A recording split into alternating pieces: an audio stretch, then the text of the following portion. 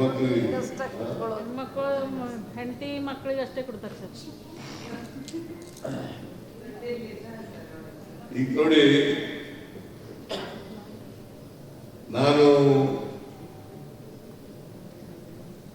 ಕಾಂಗ್ರೆಸ್ ಪಕ್ಷ ನನ್ನನ್ನು ಮುಖ್ಯಮಂತ್ರಿ ಮಾಡಿದ ಮೇಲೆ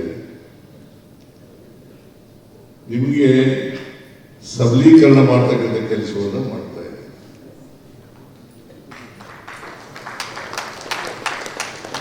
ಹಿಂದೆ 83ರಿಂದ 89 18ರವರೆಗೆ ನಾನು ಮುಖ್ಯಮಂತ್ರಿ ಆಗಿರುವಾಗ ಮತ್ತೆ ಈಗ ಮುಖ್ಯಮಂತ್ರಿ ಆಗಿರುವಾಗ ನಮ್ಮ ಪಕ್ಷ ಮಹಿಳೆಯರಿಗೆ ಸಬಲೀಕರಣ ಮಾಡ್ತಕ್ಕಂಥ ಕೆಲಸವನ್ನ ಮಾಡ್ತಾ ಇದೆ. ಶಕ್ತಿ ಯೋಜನೆ ನಿಮ್ಗೆಲ್ಲ ಅನುಕೂಲ ಆಗಿದೆಯಲ್ಲ, ಅದು ಮಹಿಳೆಯರಿಗೆ ಮಾತ್ರ ಮಾಡಿರ್ತಕ್ಕಂಥದ್ದು. ಸುಮಾರು ಈಗ ಎಷ್ಟು ಕೋಟಿ ಮತ್ತೆ ಎಷ್ಟು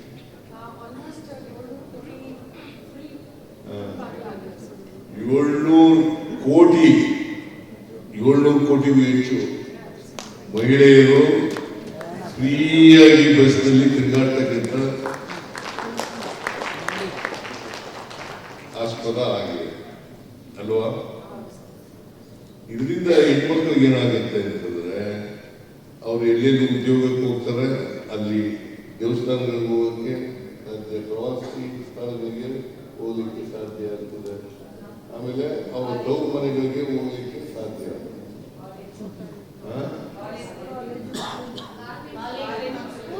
ಕಾಲೇಜಿಗೆ ಮೊದಲು ಇತ್ತು, ಈಗ ಸುಲಭ ಆಗುತ್ತದೆ. ಈಗ ಇದನ್ನ ಶಕ್ತಿ ಯೋಜನೆಯನ್ನು ನಾವು ಜಾರಿ ಮಾಡಿದ್ರೆ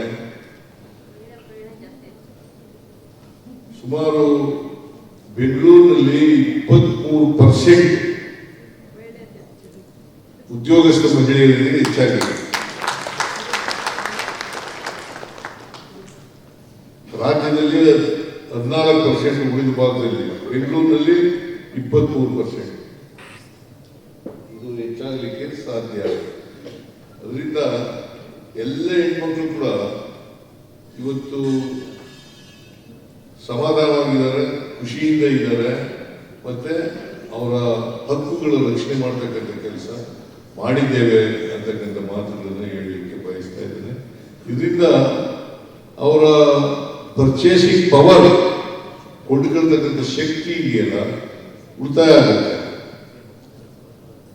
ಈಗ ನೀವು ಯಾರು ಹೆಣ್ಮಕ್ಳು ನೀವು ಬಸ್ ಬರ್ತೀರಿ ಅಲ್ವಾ, ಸರ್ಕಾರಿ ಬಸ್ನಲ್ಲಿ ಎಷ್ಟು ಜನ ಬರ್ತೀರಿ? ಕೈ ಎತ್ತಿ ನೋಡೋಣ. ನಿಮ್ ಬಾಕಿಯವರೆಲ್ಲ ಕಾರಿ ಕಂಡಿದ್ದೀರಾ?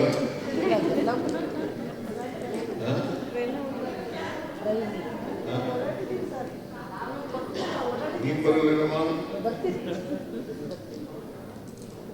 ನೀನು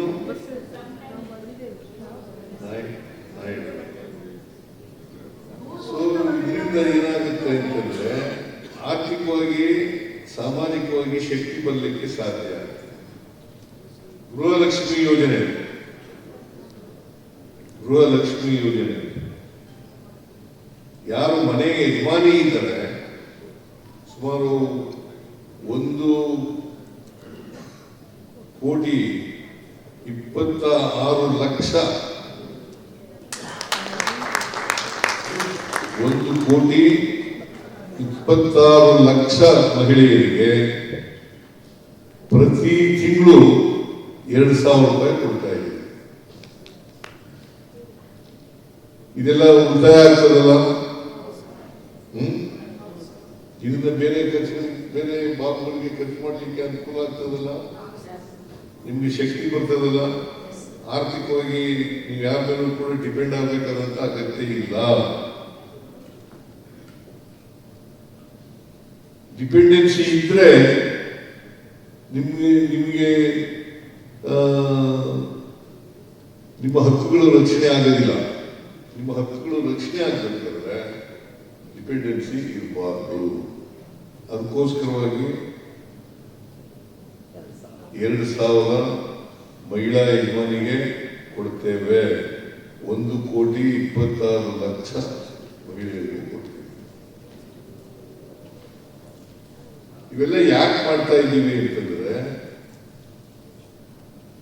ನಿಮ್ಗೆ ಶಕ್ತಿ ಬರಬೇಕು, ಸಬಲೀಕರಣ ಆಗಬೇಕು, ಸಾಮಾಜಿಕವಾಗಿ ಆರ್ಥಿಕವಾಗಿ ಶಕ್ತಿ ಬರಬೇಕು ಅನ್ನೋ ಕಾರಣಕ್ಕೋಸ್ಕರ ಇವನ್ನೆಲ್ಲ ಮಾಡ್ತಾ ಇದ್ದೀವಿ. ಅದಕ್ಕೆ ಬಾಬಾ ಸಾಹೇಬ್ ಅಂಬೇಡ್ಕರ್ ಹೇಳ್ತಾರೆ ಅಂತಂದ್ರೆ ಅಸಮಾನತೆ ಇದೆ, ಲಿಂಗ ತಾರತಮ್ಯ ಇದೆ. ಈ ಲಿಂಗ ತಾರತಮ್ಯ ಅಸಮಾನತೆ ಹೋಗೋವರಿಗೆ ಸಮಾಜದಲ್ಲಿ ಸಮಾನತೆ ಬರೋದಿಲ್ಲ. ಈ ಸಮಾನತೆ ಬರಬೇಕಾದರೆ ನಾವು ಈ ತಾರತಮ್ಯವನ್ನು ತೊಡೆದಾಕಬೇಕು. ಈ ತಾರತಮ್ಯ ತೊಡೆದಾಕದೇನೆ ಸಮಾನತೆ ಬರಲ್ಲ ಅಂತಕ್ಕಂಥ ಮಾತುಗಳನ್ನು ಹೇಳಲಿಕ್ಕೆ ಬಯಸ್ತಾರೆ. ಸಮಾನತೆ ಬರದೇನೆ ಸ್ವಾತಂತ್ರ್ಯ ಬಂದದಕ್ಕೆ ಸಾರ್ಥಕ ಆಗಲ್ಲ ಅಂತಕ್ಕಂಥ ಮಾತುಗಳನ್ನು ಹೇಳಲಿಕ್ಕೆ ಬಯಸ್ತಾರೆ. ಮಹಾತ್ಮ ಬಾಬಾ ಸಾಹೇಬ್ ಅಂಬೇಡ್ಕರ್ ಅವರು ಹೇಳುವಂಥ ಮಾತು. ಇದನ್ನ ನೀವು ಈ ಮೂಲಕ ಶಕ್ತಿ ನಿಮಗೆ ಬಂದರೆ ನಾಯಕತ್ವವನ್ನು ಕೂಡ ತಾನಾಗಿ ಬರೀತದೆ ಅಂತಕ್ಕಂಥ ಮಾತುಗಳನ್ನು ಹೇಳಲಿಕ್ಕೆ ಬಯಸ್ತೇನೆ. ಅದರಿಂದ ನಾಯಕತ್ವ ಬಹಳ ಮುಖ್ಯ ಅಲ್ವಾ?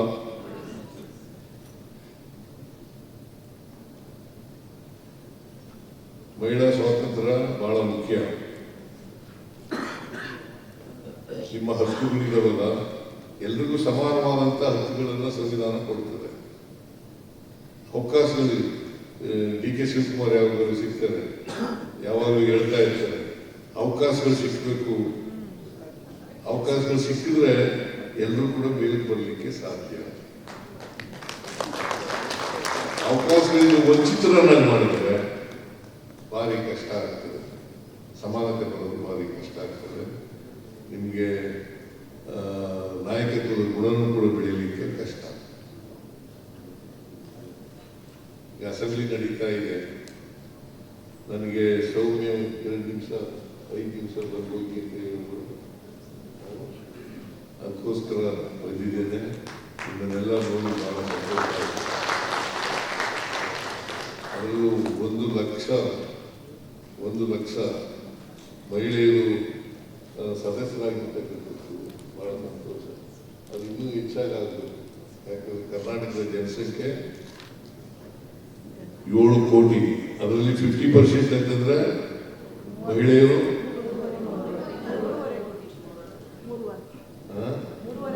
3.5 ಕೋಟಿ. ಕನಿಷ್ಠ ಪಕ್ಷ 2 ಲಕ್ಷ ಆದರೂ ಕೂಡ ಮಹಿಳಾ ಆಗಬೇಕು. ಈಗ ಬೈ ಎಲೆಕ್ಷನ್ ಬಂದಿದ್ದಾರೆ, ನಿನ್ನೆ ತಾನೇ ಘೋಷಣೆ ಆಗಿದೆ. ದಾವಣಗೆರೆ ಮತ್ತೆ ಬಾಗಲಕೋಟೆ ನೀವು 2 ತಂಡಗಳನ್ನು ಮಾಡಿ 2 ತಂಡಗಳು ಮಾಡಿ ಮನೆಗೆ ನಮ್ಮ ಕಾರ್ಯಕ್ರಮಗಳನ್ನು ಹೇಳಬೇಕು. ಅದರಲ್ಲಿ ವಿಶೇಷವಾಗಿ ಹೆಣ್ಮಕ್ಳಿಗೆ ಹೇಳಬೇಕು. ನಾವು 2 ಗೆಲ್ತೀವಿ ಅಂತ ಅನ್ಕೊಂಡಿದ್ದೀವಿ. ಆದರೆ ನಿಮ್ಮ ಪಾತ್ರ ಬಹಳ, ಹೆಣ್ಮಕ್ಳು ಪಾತ್ರ ಬಹಳ ದೊಡ್ಡದು ಅಂತಕ್ಕಂಥ ಮಾತುಗಳನ್ನ ಹೇಳಲಿಕ್ಕೆ ಬಯಸ್ತಾ ಇದ್ದಾರೆ. ಅದರಿಂದ ನೀವು 2 ಟೀಮ್ ಮಾಡಿ, ಒಂದು ದಾವಣಗೆರೆಗೆ, ಇನ್ನೊಂದು ಬಾಗಲಕೋಟೆಗೆ. ಆ 2 ಟೀಮ್ಗಳನ್ನು ಮಾಡಿ ನೀವು 2 ಕಡೆ ಓಡಾಡ ಮಾಡಿ.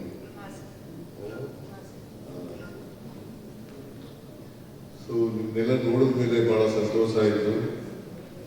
ನನಗೆ ಉತ್ಸಾಹ ಬರ್ತಿದೆ. ಈಗ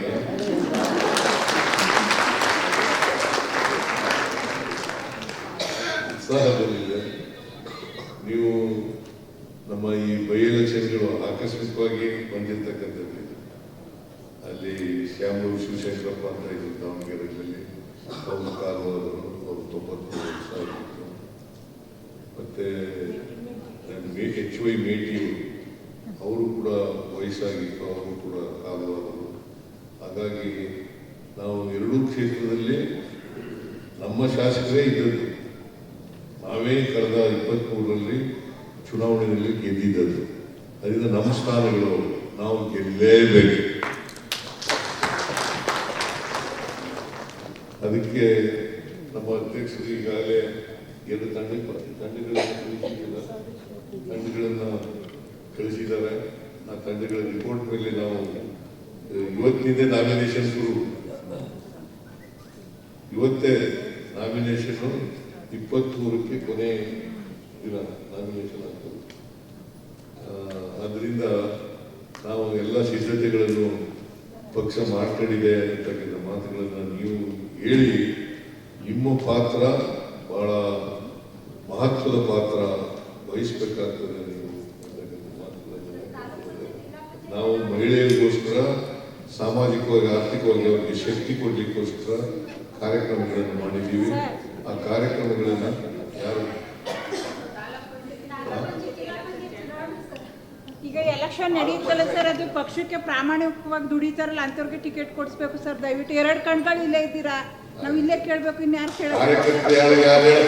ಅಲ್ಲ, ನಾವು ಹೋರಾಟ ಮಾಡ್ತೀವಿ ಸರ್, ಬಟ್ ಟಿಕೆಟ್ ವಿಚಾರ ಬಂದಾಗ ಬೇರೆಯವ್ರು ಕೊಟ್ಬಿಡ್ತಾರೆ. ಅದೊಂದು ಆಗ್ಬಾರ್ದು ಸರ್, ದಯವಿಟ್ಟು.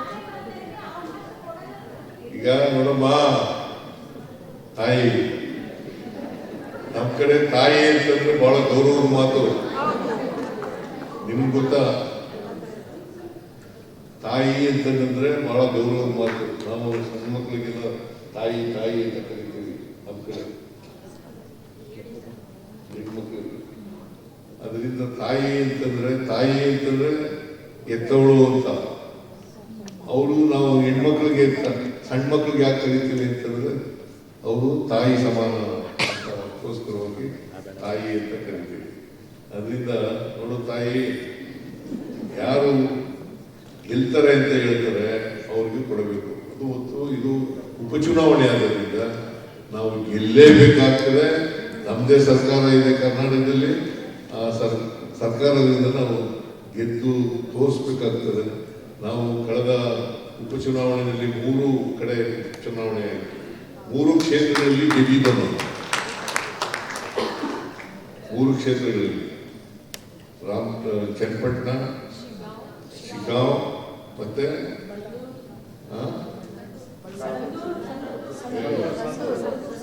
ಸಂಡೂರು. ಚನ್ನಪಟ್ಟಣ, ಶಿಗಾಂವ್, ಸಂಡೂರು 3 ಕಡೆ ನಾವು ಗೆದ್ದಿದ್ದೀವಿ. ದೊಡ್ಡ ಅಂತರದಿಂದ ಗೆದ್ದಿದ್ದೀವಿ.